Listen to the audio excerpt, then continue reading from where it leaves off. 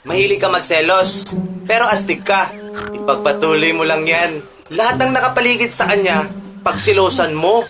Dapat walang kahit na sino man yung titingin sa kanya. Pag may tumingin, awayin mo yung tumingin.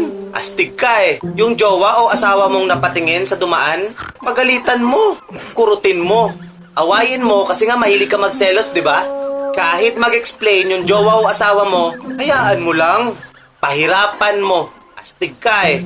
Iparamdam mo na napakalaking kasalanan yung pagkakaroon ng mata. Dapat, kahit saan kayo pumunta, sa'yo lang siya nakatunganga.